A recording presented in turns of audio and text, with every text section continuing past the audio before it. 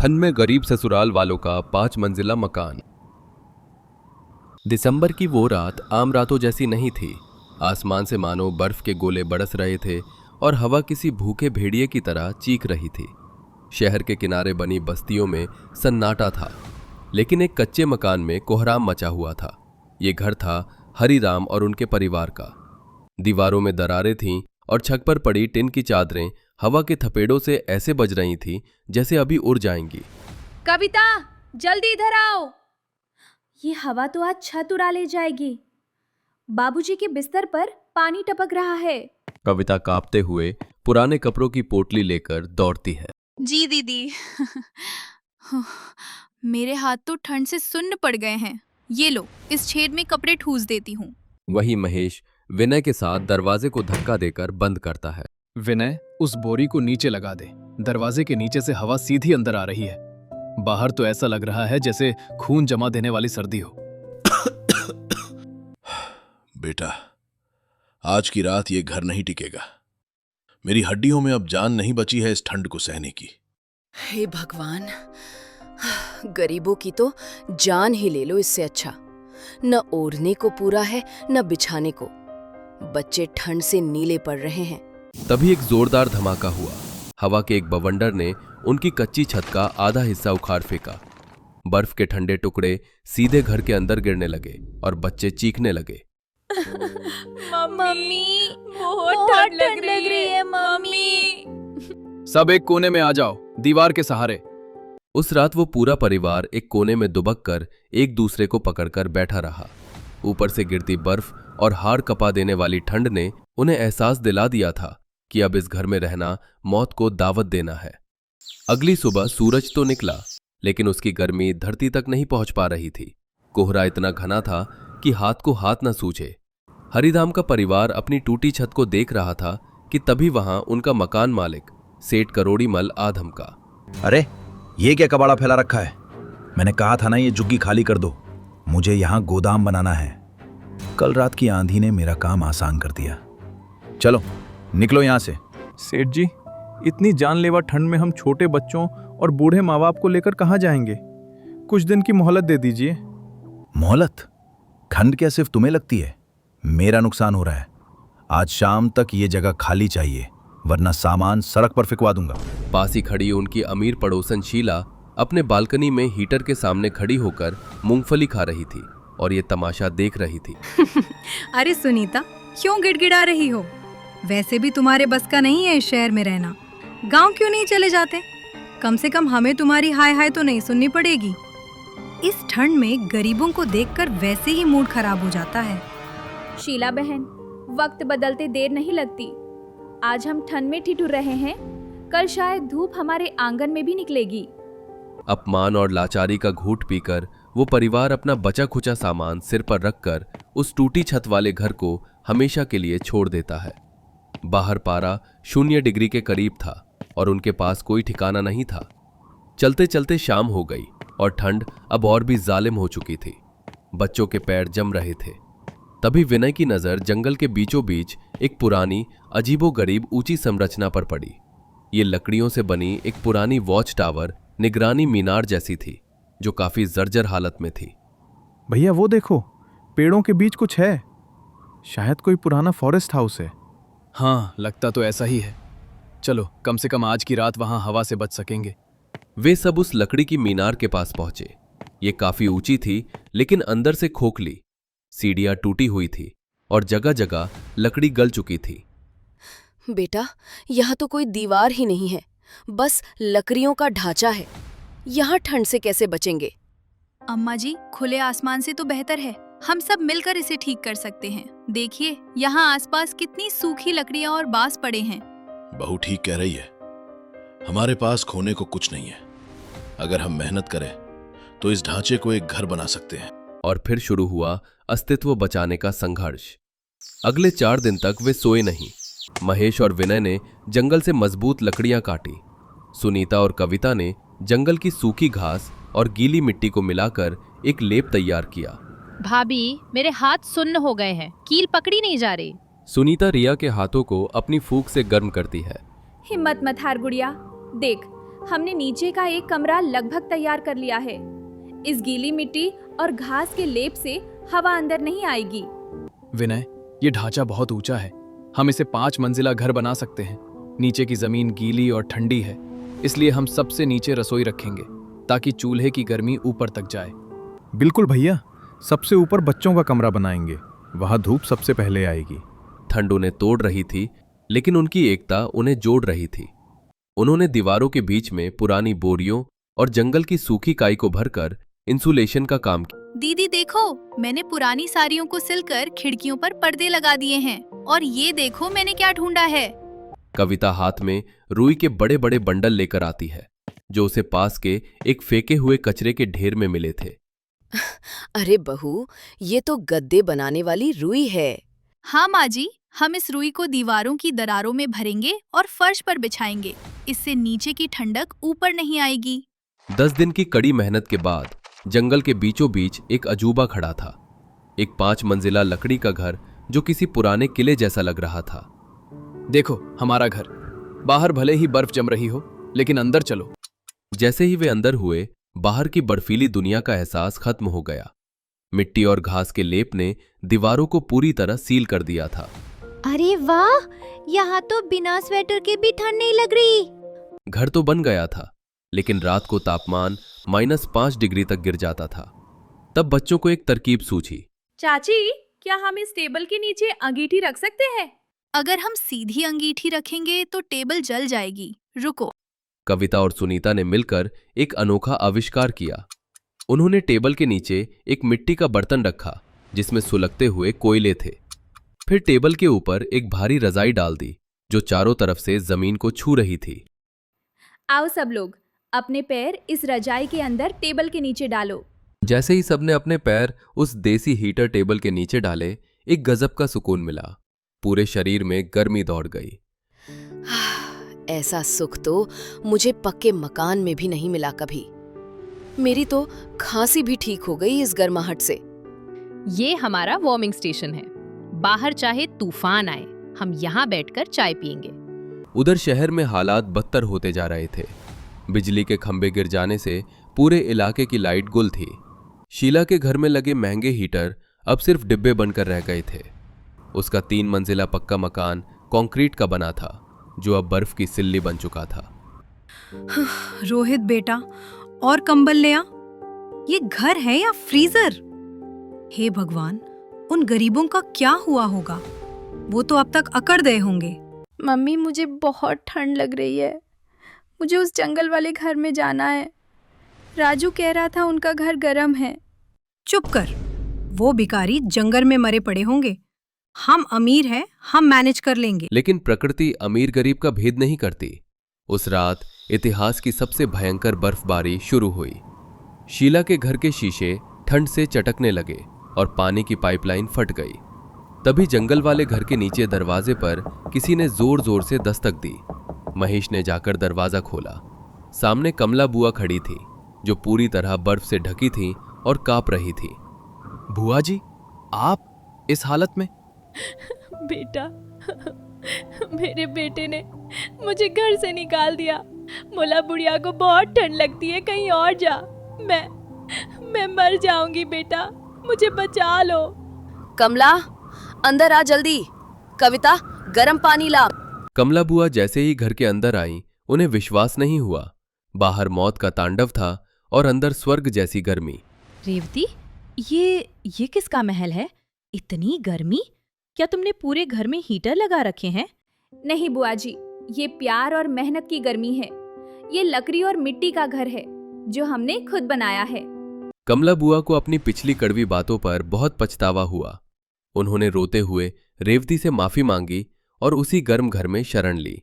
तूफान बढ़ता जा रही था। अगले दिन सुबह शीला अपने बेटे रोहित को गोद में लिए गिरते पड़ते जंगल की तरफ भाग रही थी। उसका अहंकार ठंड ने जमा दिया था। उसका बेटा ठंड से बेहोश हो रहा था। सुनीता, महेश भाई साहब, कोई है?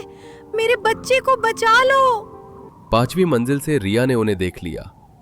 भैया, वो देखो, शीला आंटी और रोहित, वे बर्फ में धंसते जा रहे हैं। विनय और महेश तुरंत नीचे भागे और शीला व रोहित को उठाकर ऊपर ले आए। उन्हें तुरंत देसी हीटर टेबल के पास लिटाया गया। कविता ने रोहित के हाथ पैरों की मालिश की। आधे घंटे बाद रोहित को होश आया। माँ, यहाँ तो बहुत गर्मी है। मुझे अच्छा लग रहा है। सुनीता, कविता, मुझे माफ कर दो। मैं अपने पक्के मकान और पैसों के घमंड में अंधी हो गई थी। आज मेरे लाखों के हीटर बेकार हो गए, लेकिन तुम्हारी ये सूखी घास और लकड़ी की झोपड़ी ने मेरे बच्चे की जान बचा ली। तुम लोग गरीब नहीं हो, दिल के बहुत अमीर हो। तूफान थम गया था, लेकिन अब ये घर सिर्फ हरिराम के परिवार का नहीं था। ये उस पूरे इलाके के लिए एक आश्रय बन गया था। जिसके घर ठंड से रहने लायक नहीं बचे थे, वे सब उस लकड़ी के घर की शरण में आ गए थे। देखो जी, धूप निकल आई है, बर्फ चमक रही है। धूप तो निकलनी ही थी, लेकिन इस बार हमने सूरज का इंतजार नहीं किया। हमने अपनी गर्मी खुद पैदा की। सच कहा भाई साहब। सीमेंट की दीवारें ठंड रोक सकती हैं, लेकिन घर को गर्म रखने के लिए परिवार का साथ चाहिए होता है। उस जंगल में खड़ा वो 5 मंजिला मकान अब एक अजूबा बन चुका था। ऊपर की मंजिल से धुआं निकल रहा था, जो बता रहा था कि अंदर जीवन है। हरिराम का परिवार, कमला बुआ और शीला का परिवार अब सब एक साथ एक बड़ी छत के नीचे हंसी खुशी बैठे थे। सभी बच्चे 5वीं मंजिल की कांच वाली खिड़की से बाहर चमकती बर्फ को देख रहे थे। पापा, हमारा घर सबसे ऊंचा है, इसलिए सूरज सबसे पहले हमारे पास आता है। सब हंस पड़े। कहते हैं किसान का सबसे बड़ा दुश्मन मौसम होता है, लेकिन उससे भी बड़ा दुश्मन होती है हताशा। जब उम्मीद की हर किरण बुझ जाए तब इंसान क्या करे। ये कहानी सिर्फ खेती की नहीं, ये कहानी है रिश्तों की खाद और विश्वास के पानी से बंजर नसीब को बदलने की। कहानी की शुरुआत एक तूफानी रात से होती है, नीलकंठ टेकरी पर, वो जगह जिसे गांव वाले शापित मानते हैं। वहां बर्फीली हवाएं किसी भूखे भेड़िए की तरह चीख रही हैं। 3 औरतें, कावेरी, नैना और गौरी, एक कच्चे टेंट को उड़ने से रोकने के लिए अपनी जान की बाजी लगा रही हैं। जीजी, रस्सा कस के पकड़ो, मेरे हाथ सुन्न हो रहे हैं। अगर ये टेंट उखड़ गया तो अम्मा जी का ताना सच हो जाएगा कि पहाड़ पर सिर्फ मौत और भूत बसते हैं।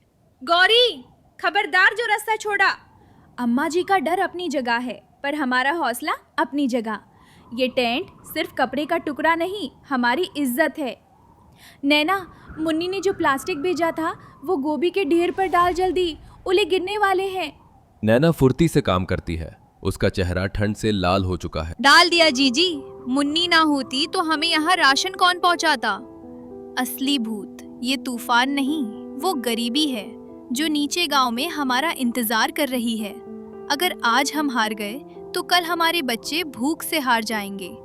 उनकी आंखों में डर नहीं, आग थी। एक ऐसी आग जो बर्फ को भी पिघला दे। लेकिन ये आग जली कैसे? आइए चलते हैं 6 महीने पीछे, सूखापुर गांव में। घर के आंगन में मातम जैसा सन्नाटा था। दोपहर का वक्त था, लेकिन चूल्हा ठंडा पड़ा था।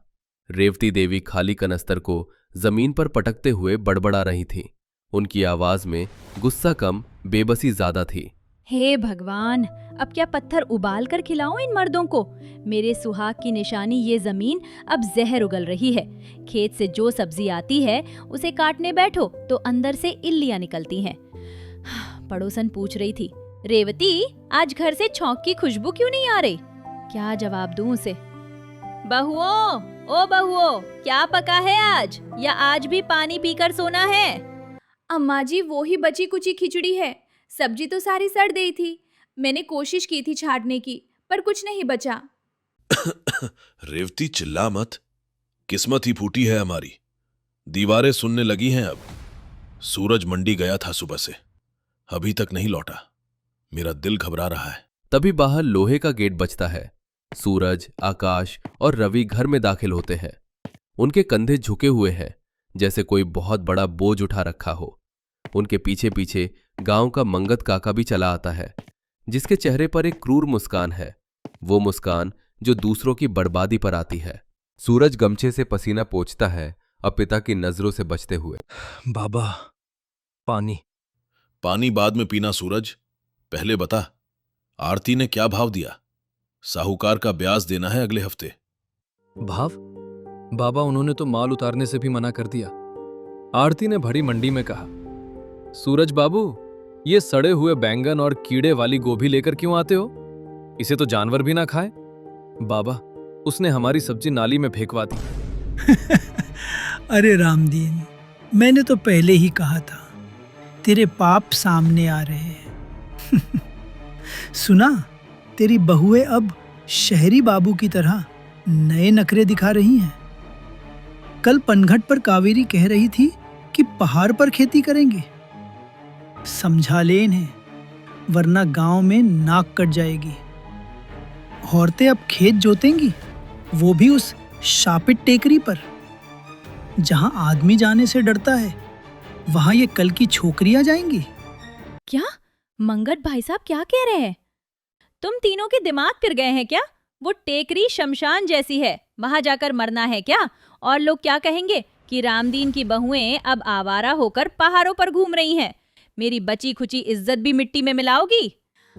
अम्मा जी, इज्जत तो तब मिट्टी में मिल गई जब सूरज जी को मंडी में जलील होना पड़ा। इज्जत पेट नहीं भरती। मुन्नी बीच में बोलते हुए अपनी भाभियों के बचाव में आगे आती है। माँ, कावेरी भाभी सही कह रही हैं। लोग तो तब भी कहेंगे जब हम भूखे मरेंगे। भाभियाँ सही कह रही हैं। नीचे की जमीन बीमार है, उसे इलाज चाहिए, और ऊपर की हवा साफ है। मैंने किताब में पढ़ा है, ठंडे इलाकों में गोभी और ब्रोकली बहुत अच्छी होती है। हम रिस्क क्यों नहीं ले सकते? तू चुप कर बैरिस्टर की औलाद, बड़ों के बीच में मत बोल। तुझे क्या पता दुनियादारी का? अम्मा जी, मुन्नी सही कह रही है। हम पहाड़ी हैं। हमारे मायके में हम पत्थरों के बीच से हरियाली निकालते थे। यहाँ गर्मी और उमस से फसल खराब हो रही है। देखिए, विज्ञान सीधा है। कीड़े गर्मी में पनपते हैं, ठंड में नहीं। उस टेकरी पर कुदरती कोल्ड स्टोरेज है। हमें बस एक मौका दीजिए। अगर हम फेल हुए तो जिंदगी भर घूंघट में रहकर वही करेंगे जो आप कहेंगी। मैं अपना एग्रीकल्चर का ज्ञान बेकार नहीं जाने दूंगी। नैना, तुम फिर शुरू हो गई। वो किताब नहीं, असली पहाड़ है। वहाँ पानी की एक बूंद नहीं है। पत्थर तोड़ते तोड़ते हाथ टूट जाएंगे। तो टूट जाने दो हाथ। रवि, क्या तुम देख सकते हो अम्मा जी को रोज रोते हुए?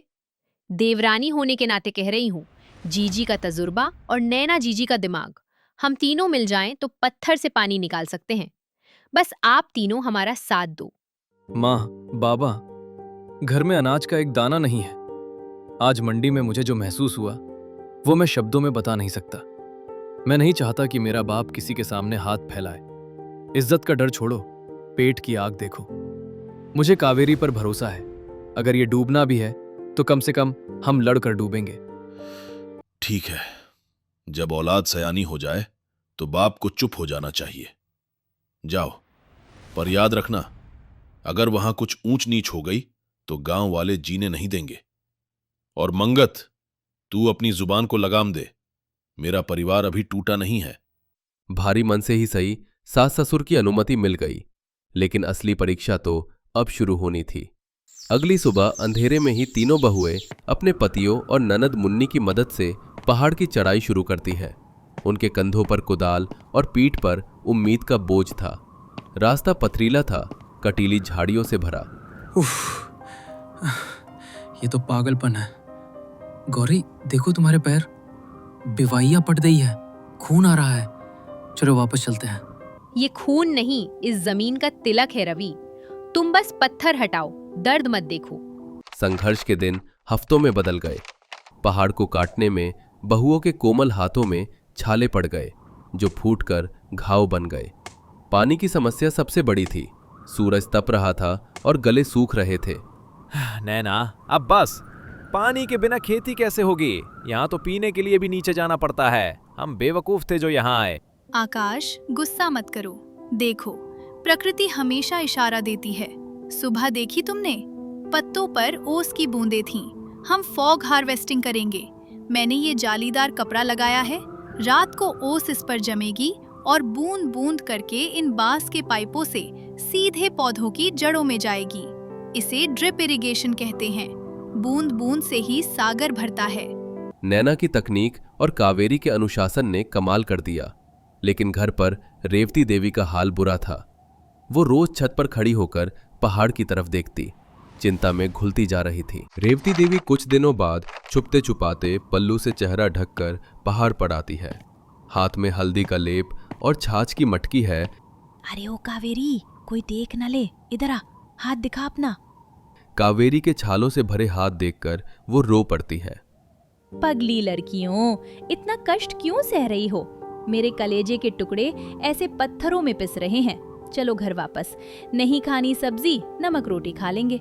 मैं मंगत के ताने सह लूंगी, पर तुम्हारा ये हाल नहीं देखा जाता। अम्मा जी, आप ही तो कहती थी सोना आग में तपकर ही कुंदन बनता है। नमक रोटी तो खा लेंगे, पर आने वाली पीढ़ी को क्या जवाब देंगे कि हमने कोशिश ही नहीं की। बस कुछ दिन और रुक जाइए, आपकी ये छाछ हमारे लिए अमृत है। सास का दिल पसीज गया। उस दिन के बाद रेवती देवी भी चोरी छिपे इस मिशन का हिस्सा बन गई। वो कभी मुन्नी के हाथ रोटियां भिजवाती तो कभी खुद आकर चुपचाप खरपतवार उखाड़ने लगती। सास बहू का रिश्ता अब आदेश और पालन का नहीं, बल्कि साथी का बन गया था। एक रात भयानक पाला पड़ा। तापमान 0 से नीचे चला गया। जीजी, पाला पड़ रहा है। हमारी गोभी की फसल जल जाएगी। सारी मेहनत पानी में मिल जाएगी। हमारे पास ग्रीन हाउस नहीं है, हम क्या करें? अपनी शॉल उतारो, साड़ियाँ, चादरें, जो भी है सब ले आओ। हम पौधों को ढकेंगे। हम ठंड से ठिठुर लेंगे, पर फसल को आंच नहीं आने देंगे। उस रात उस परिवार ने अपने बदन के गर्म कपड़े उतारकर पौधों को पहना दिए और खुद आग के पास सिकुड़ कर रात बिताई। वो रात उनकी परीक्षा की आखिरी रात थी और फिर 3 महीने की तपस्या के बाद वो सुबह आई। बाबा रामदीन और मंगत काका भी ऊपर आए। अरे रामदीन, ये मुझे सपना दिख रहा है या सच? ये बंजर टेकरी हरी कैसे हो गई? यहाँ तो घास नहीं उगती थी। बाबा रामदीन कांपते हाथों से खेत में कदम रखते हैं। वहां विशालकाय गोभी, लाल गाजर और हरी भरी ब्रोकली लहलहा रही थी। वे एक बड़ी सी मूली उखाड़ते हैं। ये सपना नहीं मंगत, ये मेरी बहुओं की तपस्या है। देख, इसमें एक भी कीड़ा नहीं है। ये तो सोने जैसी चमक रही है। मिट्टी ने मेरी बहुओं के पसीने का मोल चुका दिया। क्यों भाई साहब, अब नहीं कहोगे कि औरतें सिर्फ चूल्हा फूंकने के लिए होती हैं? मेरी बहुओं ने इस पहाड़ को अपनी गोद की तरह हरा भरा कर दिया है। ये जो हरा हरा दिख रहा है ना, ये सब्जी नहीं, मेरी बहुओं का जेवर है। मैंने कहा था ना माँ, मेरी भाभियाँ सुपर वुमेन हैं। नैना भाभी का साइंस और कावेरी भाभी की हिम्मत जीत गई। मंडी में उस दिन जश्न का माहौल था, जहां सबकी सब्जियां गर्मी और कीड़ों से मुरझाई थीं। सूरज और उसके भाइयों की ट्राली पर लदी सब्जियां मोतियों जैसी चमक रही थीं। मंडी का सबसे बड़ा आड़ती खुद चलकर उनके पास आया। अरे सूरज भाई, ये क्या जादू ले आए? ये गोभी है या कश्मीर का सेब? इतनी ताजा, इतनी बड़ी। साहब, ये जादू नहीं, पहाड़ी ऑर्गेनिक है, बिना जहर वाली। अरे भाई, ये सब्जी है या मेवा? इतना ताजा माल तो आज तक नहीं देखा। जो मांगोगे दाम देंगे। मेरे होटल के लिए सारा माल पैक कर दो। दाम तो बाजार का ही लेंगे साहब, पर इज्जत थोड़ी ज्यादा चाहिए। ये मेहनत मेरी माँ के आशीर्वाद और मेरी पत्नी की जिद का नतीजा है। घर लौटकर जश्न मना। रेवती देवी ने अपनी पुरानी संदूक से चांदी के कड़े निकाले, जो उन्होंने बुरे वक्त के लिए बचा रखे थे, और तीनों बहुओं को पहनाए। कावेरी, नैना, गौरी, मुझे माफ कर देना। मैं पुरानी सोच में बंधी थी। मुझे लगता था घर की 4 दीवारी ही औरत की दुनिया है, पर आज तुम तीनों ने मेरा सिर गर्व से ऊंचा कर दिया। तुम बहुएं नहीं, मेरे घर के 3 मजबूत खंबे हो। और सुन मुन्नी, कल से तू भी इनके साथ जाएगी खेती का नया विज्ञान सीखने। अब लोग क्या कहेंगे का डर नहीं, अब लोग मिसाल देंगे। अम्मा जी, ये करे हमारे नहीं, आपकी उस डांट के हैं जिसने हमें बिखरने नहीं दिया, और बाबा के उस भरोसे के हैं जिसने हमें उड़ने दिया। अगर जड़ें मजबूत ना हो तो पेड़ फल नहीं दे सकते। और मंगत काका, उनका क्या हुआ? वो तो अब पूरे गांव में डिंडोरा पीट रहे हैं कि अरे वो आइडिया तो मैंने ही दिया था बहुओं को। सब हंस पड़ते हैं। उस रात सूखापुर गांव में कोई भूखा नहीं सोया।